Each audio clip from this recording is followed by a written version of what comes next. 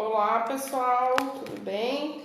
Tô arrumando aqui para ver se o celular não cai no chão. Bem-vindos ao programa Almoçando com a Vete. Mas esse suporte aqui, olha, só um pouquinho, falha técnica, mas já vai dar certo. Só preciso colocar o celular no suporte para poder conversar com vocês, que eu preparei um material bem legal aqui para hoje. E a gente precisa conversar. Vou lá. Acho que vai dar tudo certo. Tá bom? Só antes de eu ir ali pra frente da tela, só preciso saber do áudio. Como é que tá pra vocês? Tudo ok?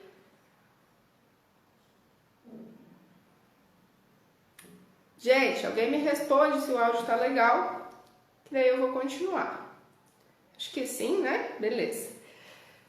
Então, bem-vindos ao programa Almoçando com a Vete, a nossa live semanal. Eu sou a professora Helena e junto com a professora Heloísa nós idealizamos esse projeto Raciocínio Clínico Vete, onde a gente trabalha estratégias, conteúdos para que vocês cada vez mais salvem mais pacientes, façam diagnósticos mais assertivos, e esse é o nosso grande objetivo aqui. E hoje eu vou conversar com vocês sobre proteínas e frações, e se der tempo a gente vai falar também um pouquinho de proteinograma. Mas o nosso grande objetivo é revisar proteínas e frações e como esses exames podem de fato nos ajudar a salvar mais pacientes. Daqui a pouco eu vou compartilhar com vocês várias situações clínicas para a gente entender isso.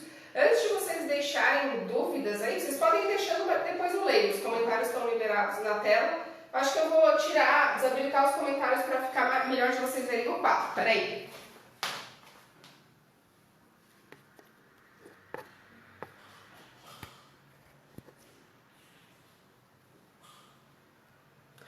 Então eu só desativei um pouquinho os comentários, gente, para eu poder mostrar o quadro aqui para vocês. Então eu vou explicar um pouquinho de fisiopatologia, relembrar como que esses exames são realizados, para depois a gente entrar na parte aplicada, clínica, e aí eu volto de frente para vocês, para a câmera, libero os comentários e a gente pode conversar melhor, tá? Então, gente, a Lelica quer participar do vídeo para variar. Olha aqui, ó. Vou segurar um pouquinho, senão ela fica pedindo para subir. Então, o que a gente precisa relembrar em primeiro plano? Proteína plasmática total. O que significa proteína plasmática total? É a dosagem de proteína realizada lá do plasma. Qual a diferença entre plasma e soro, que são essas duas siglas, né? Proteína plasmática total e proteína sérica total. Ela engatou na minha blusa, não vai dar certo. Vai pra lá, tá? Então, o plasma é extraído do sangue com anticoagulante, ou seja, ele não sofreu o processo de coagulação e aí é chamado de plasmática. A proteína plasmática total, o que ela reflete, né? O que é o somatório de coisas que tem ali dentro da proteína plasmática total? É a quantidade de albumina, todas as globulinas e fibrinogênio. Já que tem anticoagulante, o fibrinogênio não foi transformado em fibrina e, consequentemente, ele vai ser mensurado junto com essa proteína. Então, esse é um dos primeiros pontos. A proteína plasmática total, ela tem que ser maior do que a proteína sérica total, já que ela tem mais proteína dentro dela, tem o fibrinogênio. Se isso não estiver batendo, tem alguma coisa errada na informação. Vocês estão estudando a miniação da Lelica, né, gente? Eu vou tirar ela aqui, porque senão ela não vai deixar eu terminar. Vai pra lá, amor. Tá? Live da vida real, né? Assim que funciona. A Lelica é uma fofa, mas às vezes ela não deixa eu gravar os vídeos. Então, gente, a proteína plasmática total, ela teoricamente tem que dar maior do que a proteína sérica. Se não estiver, esses valores não estiverem batendo, tem alguma coisa errada, tá? A proteína plasmática total, geralmente ela vem inclusa no hemograma. Depende do laboratório, vocês têm que solicitar hemograma mais PPT, mas a grande parte dos laboratórios ele fornece esse dado junto com o hemograma, que nos ajuda a interpretar os achados também. Daqui a pouco a gente vai discutir a aplicação clínica disso. Como que é mensurada em geral a proteína plasmática total que vem lá no hemograma? Ela é mensurada pela técnica de refratometria, que é usado o refratômetro, aquele aparelhinho que a gente coloca uma gotinha lá, olha para a luz e verifica o nível de proteína. Como que funciona equipamento? Ele funciona através do índice de refração da luz, ou seja, quando a luz passa por um determinado meio, ela vai ter índices de refração variáveis conforme a constituição desse meio. Eu vou mostrar um copinho com água aqui para vocês entenderem melhor. Então, o índice de refração, ele faz com que, por exemplo, o ar tem um índice de refração da luz, a água outro. Por isso que, olhando nesse copo aqui, vocês vão ver que esse negócio aqui, que é um brinquedo do Bernardo, dentro da água ele vai fazer tipo uma curva aqui, ó. Muda o jeito que a gente enxerga o objeto, mas ele não está quebrado, não está torto, tá? Então, o que isso tem a ver com a nossa dosagem de proteína plasmática total?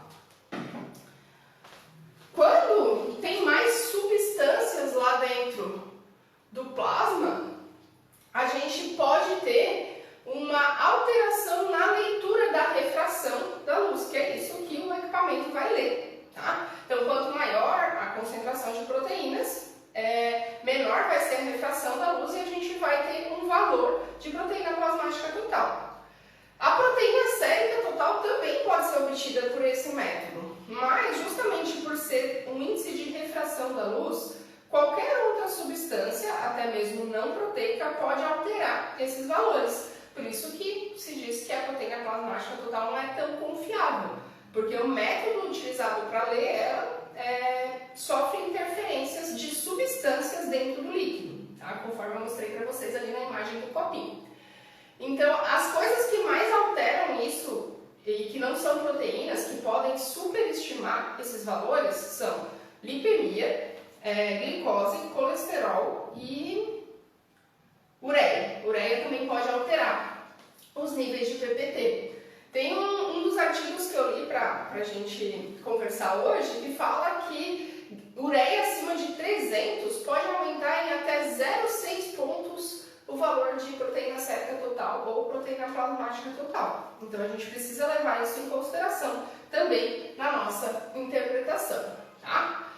Então, voltando aqui, a gente tem a proteína sérica total, ela é extraída do soro, ou seja, da nossa amostra sem anticoagulante. Então, vai ocorrer o processo de coagulação. Durante o processo de coagulação, o fibrinogênio é transformado em fibrina, a fibrina vai ficar aderida ao coágulo, o soro vai ser separado e a proteína sérica total, ela reflete os valores de albumina e globulinas, as principais proteínas que estão lá no sangue, tá? Então, globulina é um termo genérico para centenas de proteínas que não são albumina. Basicamente, tudo quanto é proteína que tem no sangue, que não é albumina, é chamada de globulina, tá? E aí, essas globulinas, a maioria das globulinas, relembrando lá da fisiologia, elas são produzidas pelo fígado, tá? Então, o que inclui essas globulinas?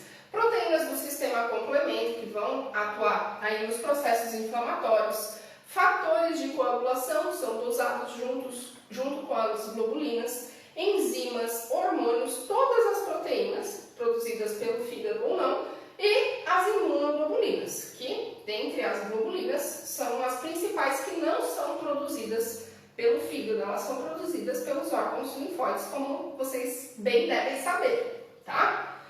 Então, isso que a gente tem que ter em mente quando a gente está olhando aquele valor de globulina no resultado do nosso exame, tá? Então, como que a gente pode solicitar isso? Proteína sérica total mais frações. Eu já vou explicar melhor como que o laboratório obtém esses dados, como que chega isso pra gente e como interpretar, tá? Mas o fato é que a gente tem que lembrar que globulina não é só imunoglobulina. Tem uma série de proteínas que vão formar todas as proteínas do sangue e que vão ser dosadas de forma genérica como globulina. Então é um achado, é um dado bem inespecífico, tá? Inclui tudo isso aqui, tá? Como que o laboratório faz o cálculo das proteínas e frações, como que ele apresenta pra gente? Então, quando a gente solicita a proteína sérica total, eles vão dosar através de uma técnica bioquímica. Geralmente se usa espectrofotometria, eu não vou entrar em detalhes de técnica, até porque não é minha praia, né? Vocês sabem que o professor Paulo, professor Eloísa, somos todos clínicos e a gente mostra para vocês como interpretar aumentar os exames para salvar mais pacientes. Então, a proteína sérica total é o valor total de proteína, que é a soma de albumina e globulina. Então, o laboratório vai fornecer para a gente, por exemplo, 7 de proteína sérica total, tá? Para a gente ter as frações, a gente deve pedir proteína sérica total e frações ou proteína sérica total e albumina. A maioria dos laboratórios faz a conta para a gente, mas o que eles fazem lá? Eles dosam a albumina, dosam a proteína sérica total e aí a globulina ela é calculada pela diferença entre proteína sérica total e albumina. Ou seja, como que é a fórmula? Proteína sérica total é igual a albumina mais globulina, certo? Foi isso que a gente viu aqui. Então, 7 igual a 3, nesse exemplo, mais X, que é a globulina. Ou seja, o valor de globulina vai ser igual a 4. Então, é só uma continha matemática simples para chegar nesse valor de globulina. E as globulinas, em situações normais, quando a gente pede esse exame, elas não são mensuradas do ponto de vista laboratorial. Elas são obtidas através dessa conta. E o que é a relação albumina-globulina, que a gente vai falar um pouquinho daqui a pouquinho. É básica, é só a divisão do valor de albumina, por exemplo, aqui 3, pelo valor de globulina, tá? Então, se a minha albumina está 3, a globulina está 4, isso dá 3/4 e a relação albumina-globulina é 0,75, tá? Então, essa é a nossa parte introdutória. Eu vou voltar, trocar o lugar aí da câmera, consigo olhar os comentários de vocês e liberar para a gente conversar melhor sobre a correlação clínica.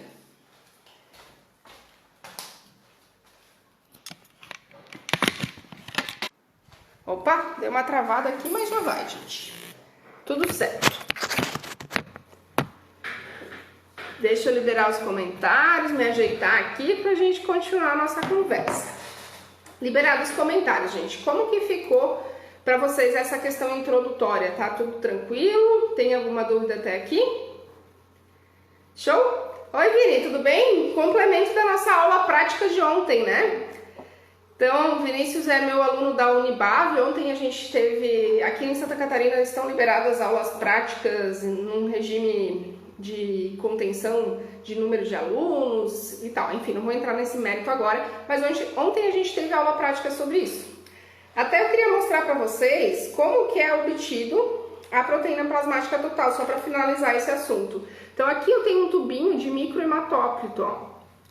E ele foi centrifugado na microcentrífuga, e aqui a gente tem o plasma e aqui a massa eritroide, tá? Então, a proteína plasmática total, a gente quebra o tubinho aqui, coloca a gotinha no refratômetro e vai lá, mira e olha o valor, tá? Então, isso é baseado num princípio físico de índice de refração da luz. Não vou entrar também nesses princípios físicos, mas eu mostrei a imagem do copinho ali para vocês entenderem melhor. Enfim, quanto mais soluto, quanto mais coisa tiver no líquido, no plasma, maior vai ser o índice de refração. Então, por isso que lipemia, glicose alta, colesterol alto, ureia alta podem interferir nesses valores. Deixa eu dar uma limpadinha na câmera aqui, gente, parece que tá meio embaçado. Acho que sim. A Brandi está perguntando se eu poderia mencionar sobre as alterações das globulinas frente a processos infecciosos. Eu já vou falar disso, tá? Fica tranquilo. Já vamos falar sobre essas alterações. Só a gente precisava falar dessa parte introdutória, porque eu vejo que às vezes o pessoal quer interpretar um proteinograma, mas não sabe o basicão de como interpretar esses achados básicos. Então a gente começa do comecinho, já vai chegar lá, tá? Então, gente, tendo em vista tudo isso que eu comentei com vocês agora, de onde vem, o que é PPT, o que é proteína sérica total, o que ela inclui, o que a gente precisa olhar? Na maioria das situações da rotina, a gente tem a dosagem de proteína, a gente solicita a dosagem de proteínas séricas totais e frações. A gente não faz um proteinograma de cara, né, uma eletroforese de proteína. A gente faz esse exame básico que vai nos trazer muitas informações, tá? A Emanuela perguntou se interfere na proteína plasmática total ou proteína sérica total. O que é? Eu não entendi direito a pergunta. Esses fatores que eu falei, glicose, colesterol, ureia, eles interferem nas medidas por refratometria. Então, o método, a PPT é mais usada a dosagem por refratometria. PST, geralmente, os laboratórios usam técnicas de bioquímica, de espectrofotometria. Então, interfere mais na PPT, mas depende do método que o laboratório usa.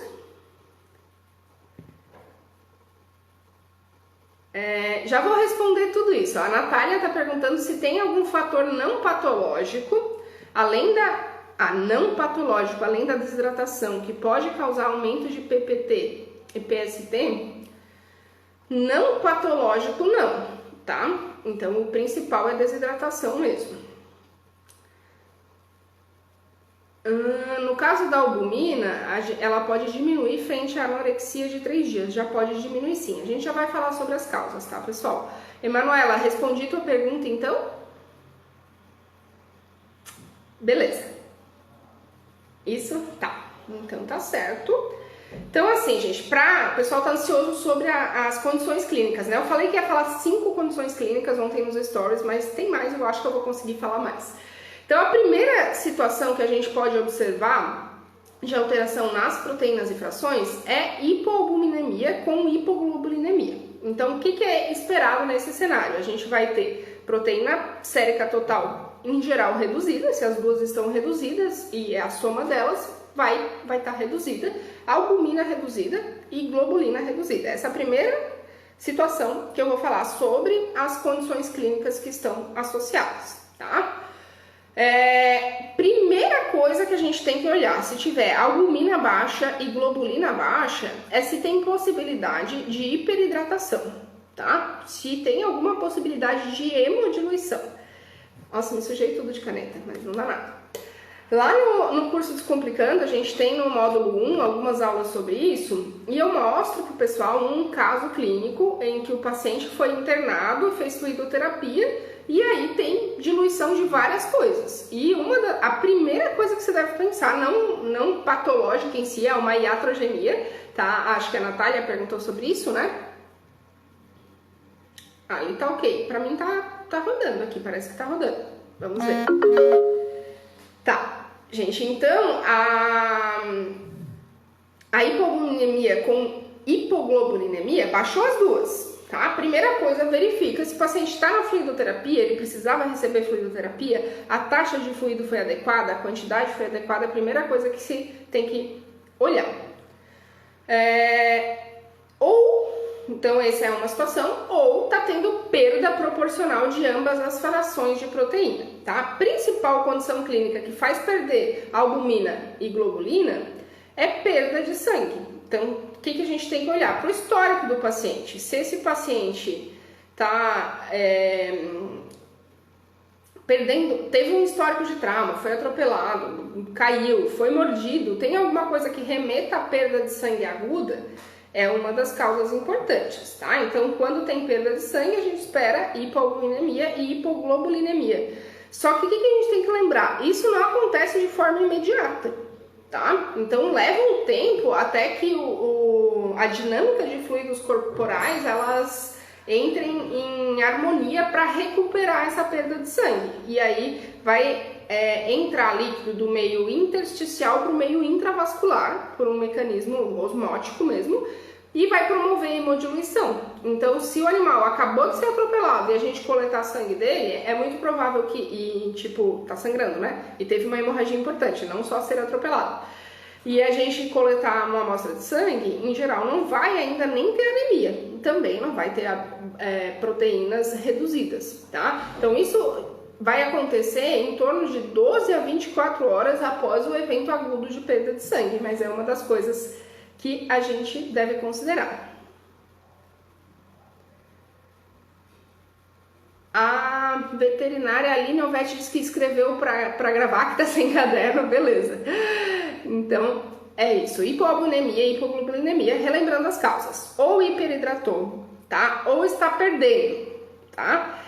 Ou não está produzindo, mas o mais comum é estar perdendo. A perda de sangue aguda é uma das causas, tá? A segunda causa é a enteropatia com perda de proteína. Então, a gente pode ter perda de proteína de albumina, que é a principal, mas também pode perder outras proteínas para o lumen intestinal. Então, nas enteropatias com perdas de proteína, que pode incluir doença intestinal inflamatória, linfangiectasia, eu sempre erro para falar isso, doenças infecciosas, neoplasias, inanição prolongada, não 3 dias de anorexia, como alguém perguntou antes, né? Um déficit de ingesta alimentar por mais tempo, caquexia ou ainda hemorragia gastrointestinal. Tudo isso é um número de mecanismos, de doenças que levam a classificar como enteropatia por perda de proteína, tá?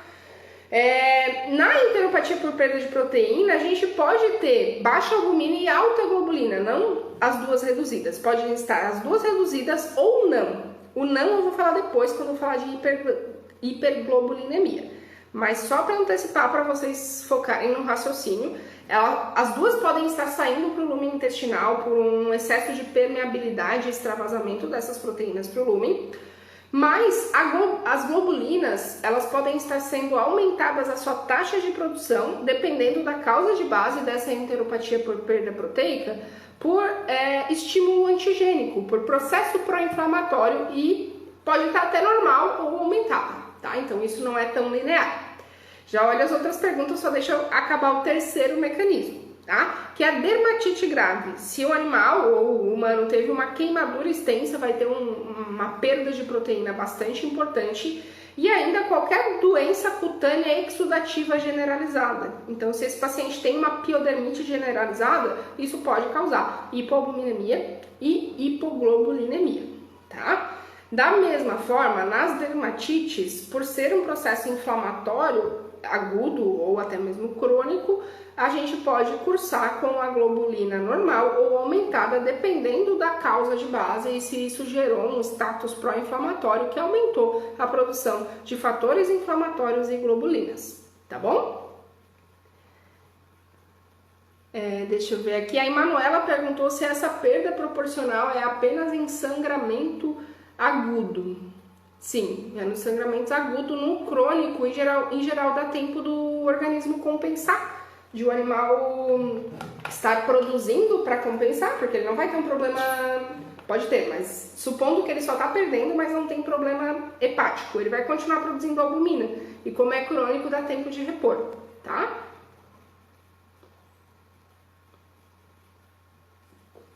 A Gabi Silva Gouveia falou que em caso de perda de sangue crônico, como infestação parasitária, vai ser hipoglobulina e hipoalbuminemia. É bem comum a hipoalbuminemia, tá? Mas não é comum a globulina reduzida, tá? Esse paciente pode ter globulina normal ou até mesmo aumentada pelo processo inflamatório, tá? Então é mais comum hipoalbuminemia isolada, sem hipoglobulinemia. Ó, Fuê Café tá aí deixando corações, onde eu pedi meu almoço, espero que esteja chegando, tá bom? Obrigada, Flávia, por entrar aí na nossa live. E aí, gente, que mais? Mais alguma dúvida até aqui? Tá? Então a gente falou da primeira hipótese, que é globulina baixa e albumina baixa. Então a proteína total vai estar baixa e globulina e albumina vão estar baixas. Quais são as possibilidades? Hiperidratação, alguém acabou de perguntar, tá? Perda de sangue agudo, enteropatia por perda de proteína e dermatopatia exudativa, tá? Que inclui principalmente queimaduras e piodermites difusas com exudação. Tá bom? Beleza. Vamos para mais uma situação comum, tá? O paciente ele pode ter proteína sérica total reduzida porque ele está com a albumina baixa, tá? Por outro lado, a gente pode encontrar um paciente com hipoalbuminemia que a proteína sérica total está dentro dos valores, tá? Quando que isso vai acontecer? Quando as globulinas aumentam de forma concomitante e é muito comum em processo inflamatório, infeccioso e neoplásico, tá? Depois a gente vai falar sobre algumas causas. Deixa eu ver só aqui se tem uma pergunta sobre isso. Cão com prurido crônico com raspado negativo, cultura negativo. Fundição foi alguma coisa do corretor. Fungo, tu queria dizer? Por enquanto negativo. Proteína plasmática total deu 9,1. É possível que seja das globulinas? É bem possível, Adri, tá? Inclusive, tem estudos que falam que a atopia pode aumentar as globulinas também, porque como é um processo imunomediado, tem uma tendência forte de ter hiperglobulinemia, tá? Então, a gente não observa em todos os pacientes, mas isso pode acontecer, tá? Essa é uma condição que já dá para explicar algo que eu ia falar mais na frente para vocês, tá? Mas o que eu queria lembrar? Qualquer processo inflamatório, seja ele infeccioso, imunomediado, neoplásico, processo inflamatório, tá? Ele vai ter uma expressão de citocinas e fatores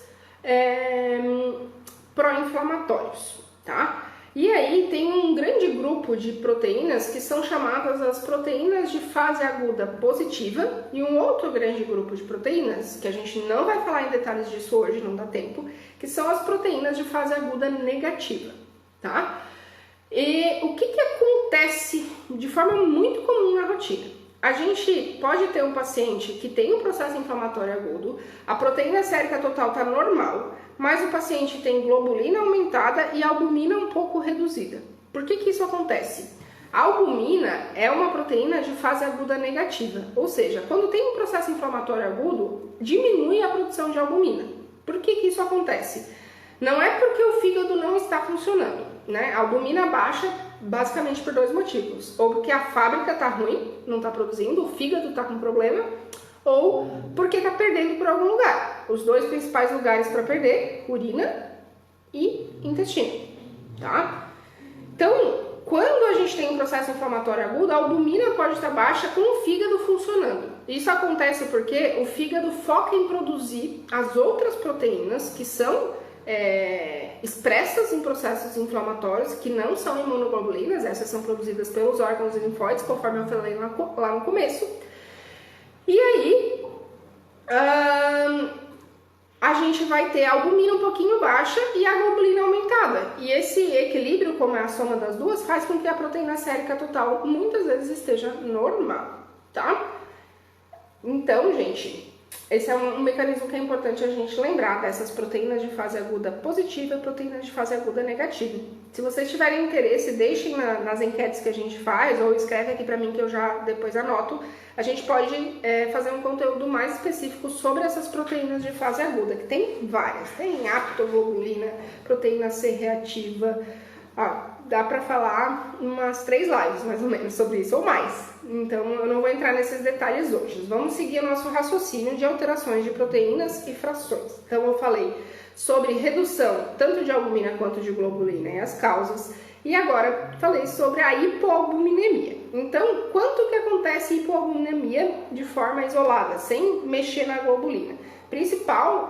As principais situações estão relacionadas à falha na produção, tá? E aí, a gente pode ter processo inflamatório como causa.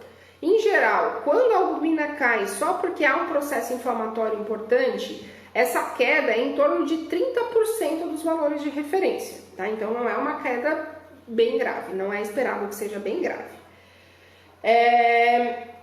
E aí, gente, além disso, falha na produção, de fato, o fígado está doente e com disfunção hepática, ou está perdendo pelas fezes, pelo intestino, ou está perdendo via urinária. Esses são os grandes gatilhos de albumina baixa, tá? A falha na produção, ela também pode estar relacionada à restrição dietética. Então, dieta ruim, com baixo nível de proteína, ou com proteína de baixa digestibilidade, pode prejudicar essa síntese hepática, mas não deixa de ser uma falha na fábrica. A fábrica não consegue produzir porque falta matéria-prima, tá? Então também entra nesse grande grupo. Eu não vou detalhar todos esses mecanismos porque a gente não vai conseguir falar os objetivos de hoje, que é discutir as principais alterações de proteínas e frações. Então, tem uma live do professor Paulo no canal Clicando e raciocinando. É só entrar lá no nosso YouTube, vai em playlists, depois clica no canal, vocês vão encontrar uma live lá só sobre hipoalbuminemia. Então, se vocês quiserem revisar esses mecanismos que eu resumi agora, é só entrar lá na live do professor Paulo, tá lá, liberado para vocês, tá? Mais uma condição comum de alteração nas proteínas e frações é a hipoglobulinemia seletiva, tá? As lives sempre ficam gravadas para assistir depois, tá, gente? Essa live ela vai direto para o IGTV. Agora o Instagram mudou a diagramação deles, então a gente compartilha no IGTV. E depois alguém da nossa equipe vai subir lá no YouTube para vocês. Provavelmente até amanhã tá no YouTube também. Então essa que eu falei do professor Paulo é só procurar no YouTube. No YouTube fica mais fácil de achar porque tá organizado lá por playlists, tá? Então já falamos de globulina baixa e albumina baixa, já falamos de albumina baixa e agora tem uma outra condição chamada de hipoglobulinemia seletiva. O que é hipoglobulinemia seletiva? É quando só as globulinas estão reduzidas e a albumina está normal, tá? Então isso, em geral, vai gerar uma proteína sérica total baixa, porque como é a soma das duas, é bem possível que isso aconteça, tá? Existem duas grandes causas para hipoglobulinemia seletiva, raras em cães e gatos, bem raras, tá? Ou talvez raras porque a gente não avalia isso com frequência. Mas uma delas é a falha na transferência da imunidade passiva.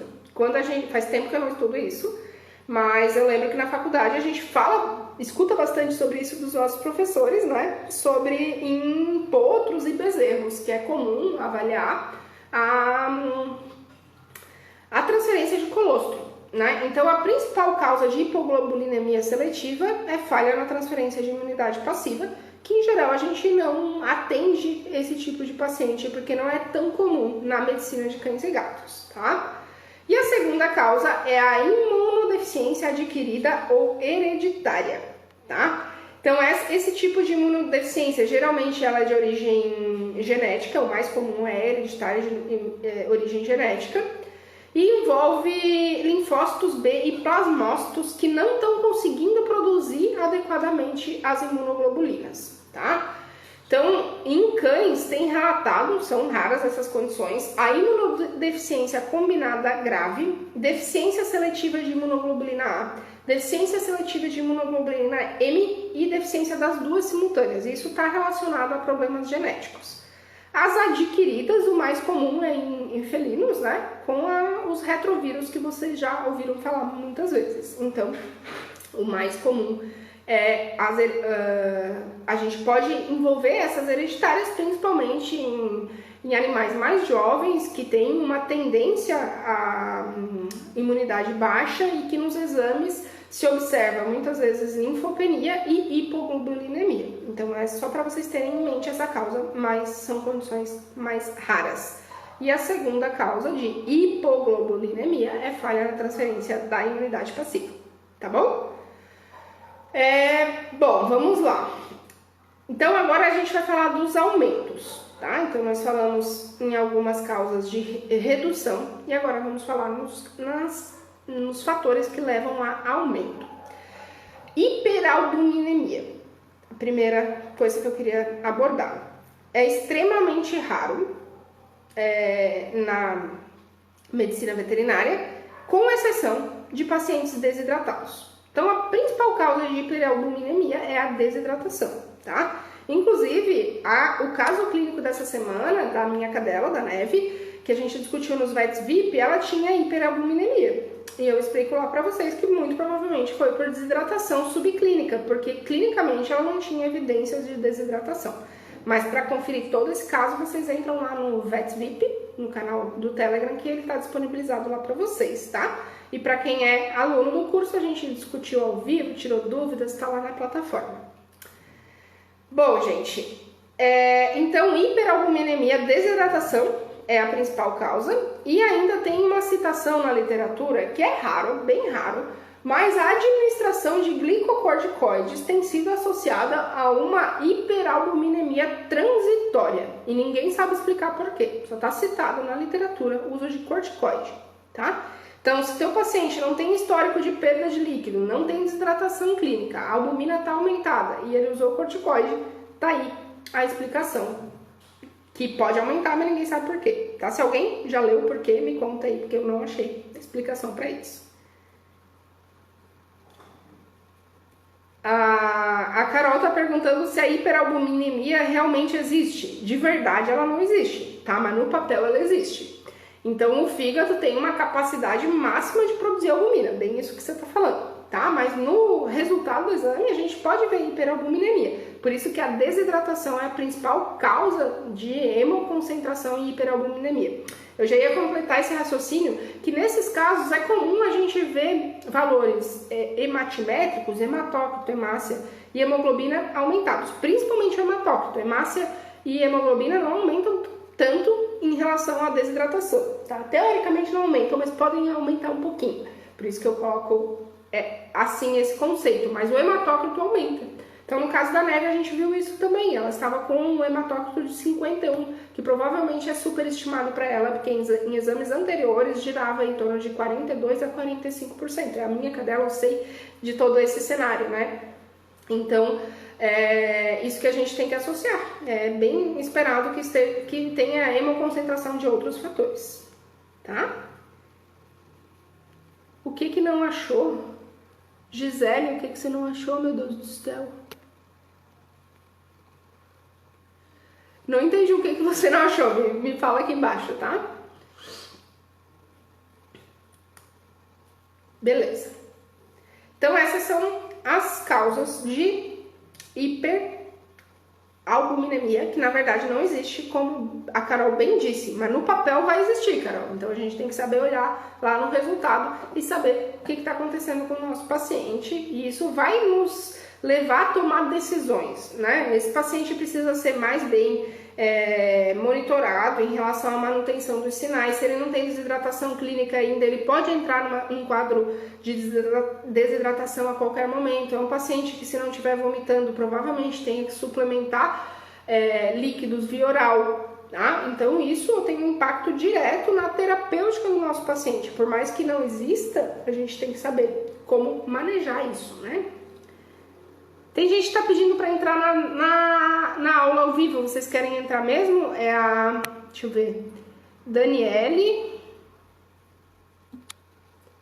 e mais alguém que não carregou aqui. Deixa eu ver se carrega. Só me avisa se vocês querem entrar ao vivo comigo, que eu já coloco vocês aqui, tá? Mas nas últimas vezes que eu coloquei, o pessoal não queria entrar de verdade.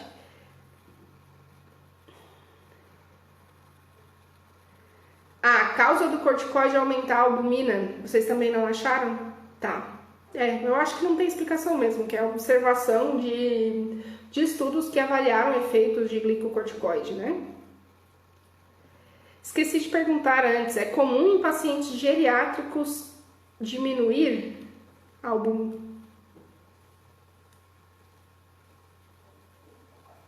Diminui o que? A albumina, Carol? Não entendi direito, tá? Mas se for albumina, é mais comum em geriátrico a gente ter albumina menor, mas não é normal um paciente geriátrico. O que você tem que ter atenção em investigar nesse paciente? Fez um exame check-up, o paciente não tem nenhum sinal clínico claro. Encontrou hipoalbuminemia, a gente tem que procurar se a fábrica está ruim, então investigar melhor função hepática, alterações hepáticas, e investigar a perda proteica, que é até mais comum no idoso do que a insuficiência hepática sem sinal clínico, né? Então, a gente pode ter um paciente que é doente renal crônico em estágios iniciais, que não tem sinais clínicos e que está fazendo proteinúria. Isso pode explicar aquela albumina baixa, tá?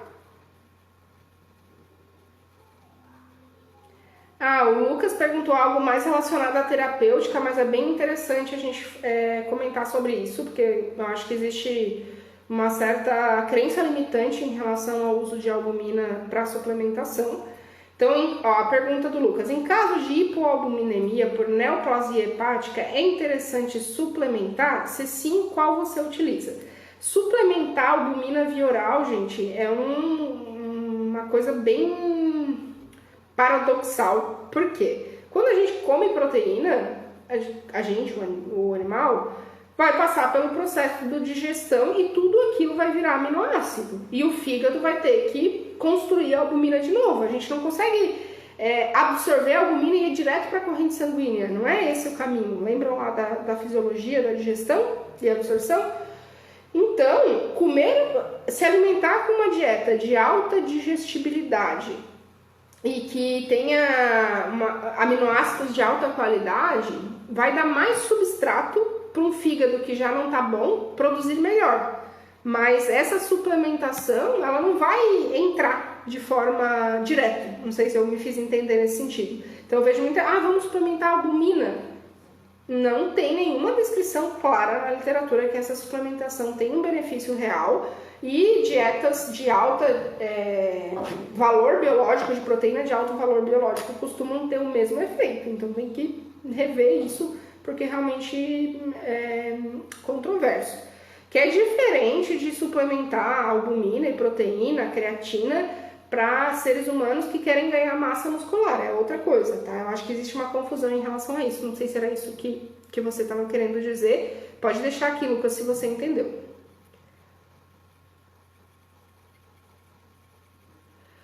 A Jaqueline está perguntando quais diferenciais eu poderia pensar em um canino com hipoalbuminemia, anemia normocítica normocrômica e leucocitose sem desvio. Nossa, Jaqueline, abre um leque de possibilidades bem grande. Qual que é o quadro clínico do teu paciente, em primeiro lugar? Se tu quiser entrar ao vivo comigo, fica mais fácil de eu entender, tá? Mas, só com isso, o que eu te diria é que, muito provavelmente, tem um processo de doença inflamatória importante nesse paciente. Até uma doença renal crônica, um quadro de obesidade que libera fatores pró-inflamatórios pode causar isso, tá? Por quê? Esse é o principal mecanismo da anemia da doença inflamatória ou da doença crônica. O termo mais correto hoje é anemia da doença inflamatória, porque vai haver uma produção massiva de fatores pró-inflamatórios, isso vai afetar o metabolismo do ferro, o cortisol liberado vai aumentar a meia-vida dos leucócitos, principalmente os neutrófilos. A gente tende a ter linfopenia associada, mas não é obrigatório. E proteína de fase aguda negativa, a albumina, proteína de fase aguda negativa que eu falei antes. Então isso muito provavelmente está associado com um processo inflamatório importante, tá? Depois me fala aqui o quadro clínico que eu tento responder isso melhor. A Thaisa está perguntando sobre hiperglobulinemia. Eu já vou falar um pouquinho da hiperglobulinemia, só deixei respondendo as dúvidas.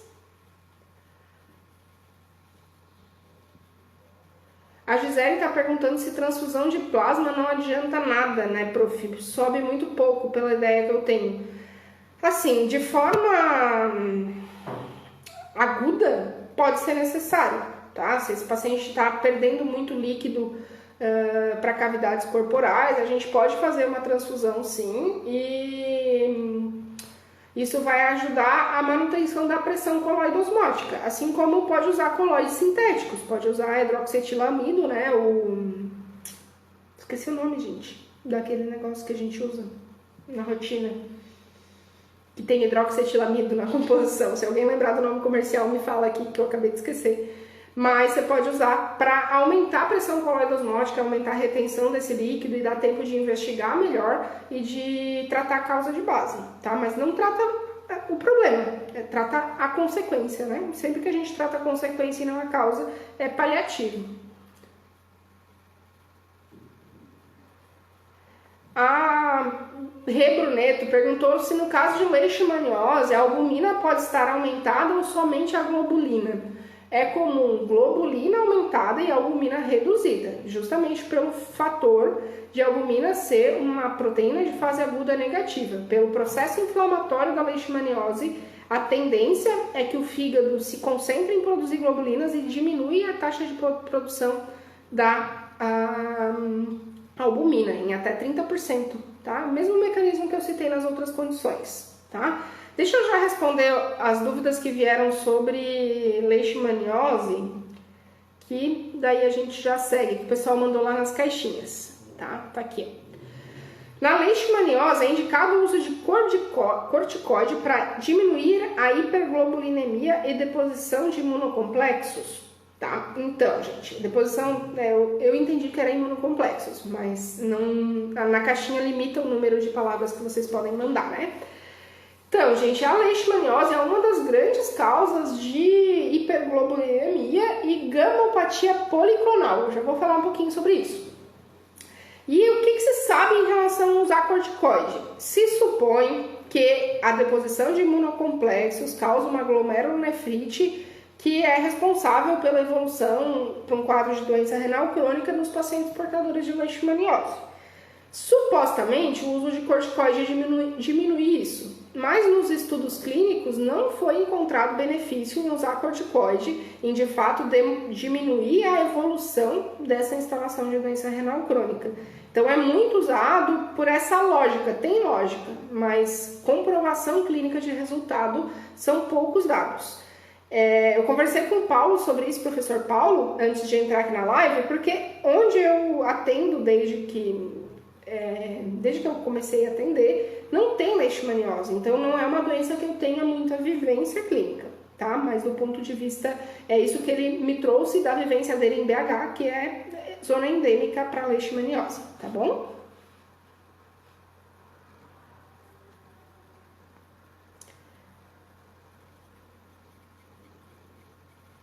A Carol está ajudando a Jaqueline, processos infecciosos crônicos que acometam o parênquima hepático e porventura a medula óssea. Também faz sentido, só a gente precisa de mais dados, Jaque, para poder entrar mais fundo nesse caso, tá?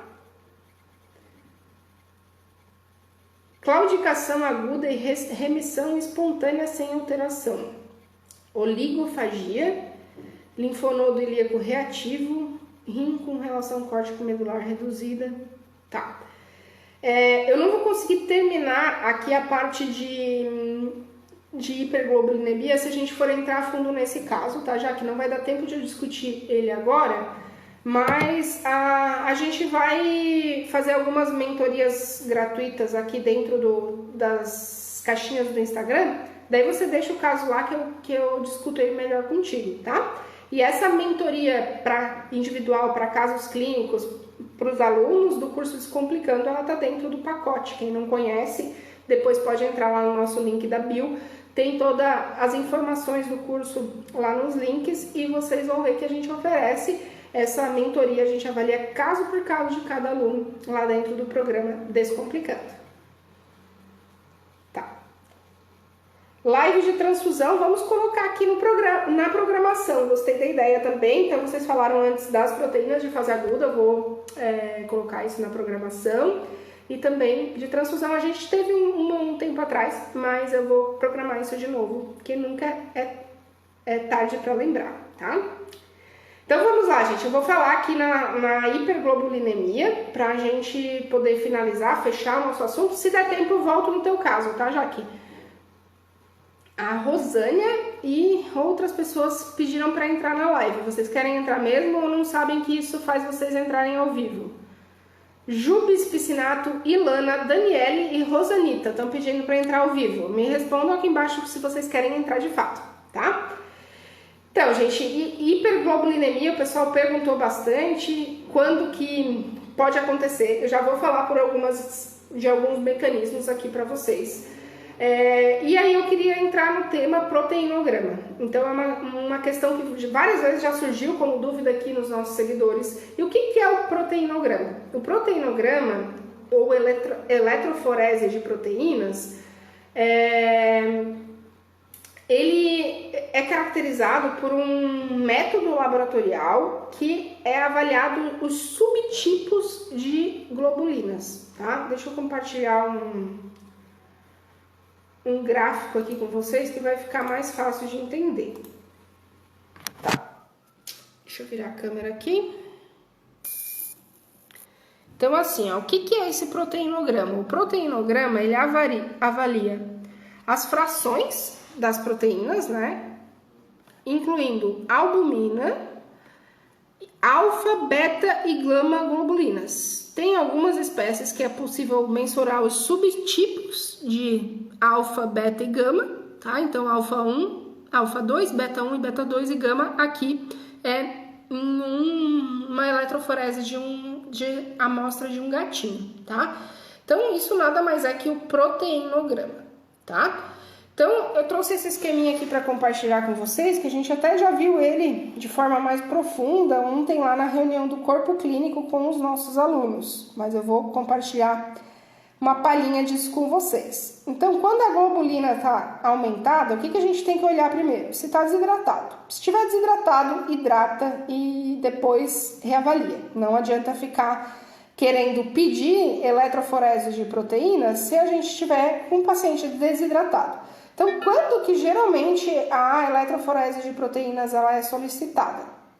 Quando a gente tem uma hiperglobulinemia de causa não evidente. Ó. Olha aqui o que a literatura diz. Na prática clínica, a eletroforese de proteínas do soro sanguíneo frequentemente é reservada àqueles pacientes com hiperglobulinemia de moderada a grave, maior que 5, nos quais a causa primária da inflamação ou estimulação antigênica crônica não foi identificada.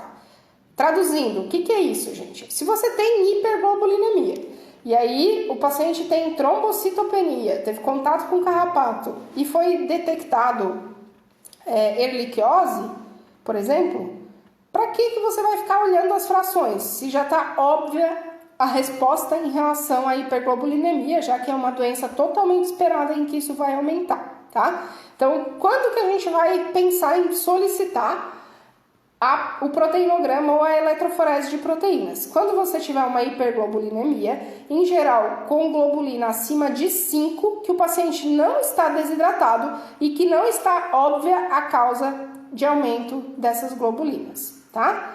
E aí, nessa interpretação da eletroforese, tem dois tipos.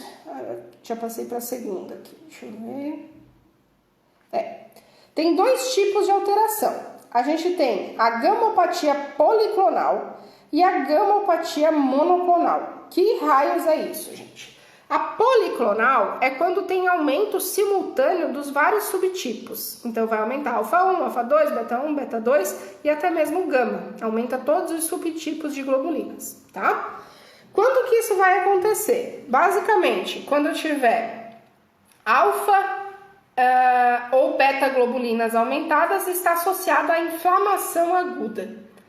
Quando a gente tem beta ou gama-globulinas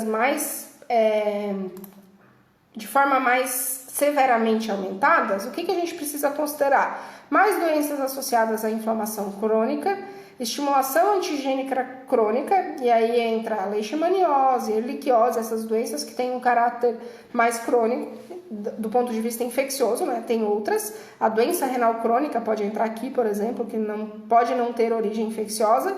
Síndrome nefrótica, doença hepática, doença imunomediada e ainda neoplasias, principalmente as de origem linfóide. Então, tá vendo? É uma vida de possibilidades diagnósticas, né, gente? Por isso que a gente fala tanto que esses achados, eles são inespecíficos.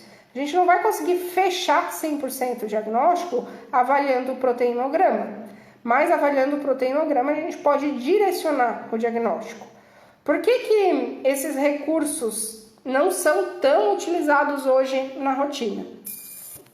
Porque a gente tem inúmeras técnicas de diagnóstico definitivo disponíveis hoje que num passado recente não estavam disponíveis.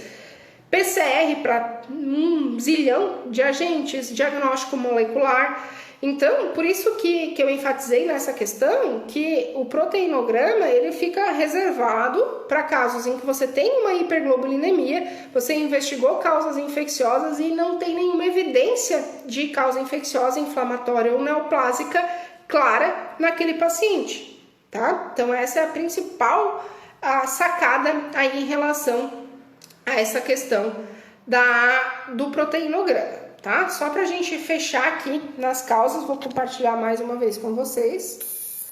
Esse aqui é um gráfico de uma gamopatia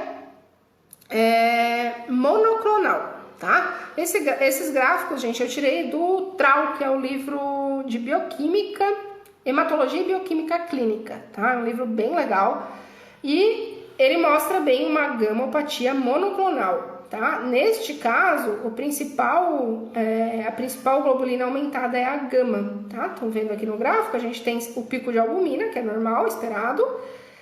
As outras globulinas estão dentro da normalidade e a gama globulina está aumentada. Tá? Quais são as principais causas de gamopatia monoclonal? Mieloma múltiplo, trocou o gráfico aqui, plasmocitoma, neoplasias linfóides, erliquiose canina, que também entra nas policlonais, né? Tanto a erliquiose quanto a leishmaniose podem causar principalmente gamopatia policlonal, mas também podem causar gamopatia monoclonal. Piodermatite crônica, enterocolite plasmocítica e ainda a leishmaniose, tão conhecida e tão comum de se encontrar esses achados. Tá? Ontem, quando a gente fez a reunião sobre isso, que a gente discutiu de forma mais profunda esses temas com os nossos alunos e com o pessoal da lista de espera, eu até brinquei que aqui no sul a gente não vê tanta hiperglobulinemia, não é tão comum, não é assim todo dia, toda semana que a gente vê uma globulina aumentada. Por quê? Aqui, leishmaniose é praticamente, a ocorrência é muito baixa, não que não exista, mas a taxa de ocorrência é muito baixa. Aqui na minha região não tem relatos autóctones. E erliquiose também não é uma doença extremamente comum aqui pra gente. Então, por isso, grande parte das infecciosas não acontecem aqui, a gente não vê com tanta frequência, tá? Estou falando de uma situação regional, interior, sul de Santa Catarina. Hoje eu estou próximo do litoral. Já morei na Serra, trabalhei na Serra Catarinense grande parte da minha vivência profissional, por quase 10 anos, e lá é mais raro ainda. Então tem todas essas questões de prevalência regional, tá bom? A gente já está com o nosso tempo quase esgotando, o Instagram já vai fechar a live. A Thaisa falou que no Mato Grosso do Sul, isso, né? É bem comum, eu vejo aqui pelos nossos alunos de mentoria, norte, nordeste, muito, sudeste, pessoal do centro-oeste, que a gente tem alguns alunos também, é muito diferente o cenário dessas alterações. É muito comum, vem exame toda hora com essa alteração. Então, pra gente, aqui no sul de Santa Catarina, não é tão frequente, porque as infecciosas maiores causadoras não são comuns. A erliquiose em Maringá é região sul, mas tem bastante. É no Paraná, oeste do Paraná, oeste de Santa Catarina também já tem um cenário um pouco diferente, tá? E no Rio Grande do Sul também. Beleza, gente? Mais alguma dúvida? Jaqueline, depois a gente vai abrir lá uma possibilidade de a gente olhar melhor o teu caso, tá bom? A Manuela falou sobre Rangélia, que é bem comum aqui, né? Realmente das hemoparasitoses é o mais comum aqui. Mas é assim, gente, a gente não atende isso toda semana, quiçá todo mês, tá? Então é comum ali de outubro a fevereiro, mas não é uma coisa que você atende todo dia, igual eu vejo nos nossos alunos de outras regiões, né? Que é tipo, até que prova o contrário, procura a hemoparasitose, depois você pensa em outra coisa, basicamente isso, né? A Gabi está perguntando se a relação albumina-globulina menor que 0,45 é sempre um fator patognomônico para PIF. Ou você já viu casos que não era PIF? Já vi, e alguns, tá? O que a gente tem que pensar, gente? A gente pode fazer uma discussão de casos só de PIF também, mas na PIF o que é esperado? Hiperglobulinemia e hipoalbuminemia. A hipoalbuminemia, o principal fator é a supressão de produção por fator pró-inflamatório, que é aquela supressão das proteínas de fase aguda negativa, tá? Então sempre vai ter essa relação, é esperado que ela esteja reduzida. No entanto, qualquer outra doença infecciosa, inflamatória ou neoplásica que cause hiperglobulinemia, ela também altera esse índice albumina-globulina. Então ela não é específica, não é patognomônico não, tá? Surgiu uma história nesse sentido há muito tempo atrás, eu estava me formando e só se falava, se der essa relação é porque é PIF, e não é específico, tá? O diagnóstico de PIF é bem difícil, não é fácil de fechar diagnóstico antemortem. Fechar diagnóstico definitivo, diagnóstico presuntivo a gente consegue sim. Tá. Gente, vai encerrar aqui tá dando 30 segundos, então quem não pegou a explicação sobre policlonal e monoclonal é só acessar o reprise desse conteúdo que vocês vão conseguir ver lá, tá bom? E se tiver mais alguma dúvida pontual, deixa lá no direct que depois eu tento responder para vocês. Vai encerrar, vai dar uns 30 segundos. Beijo, obrigado pela presença.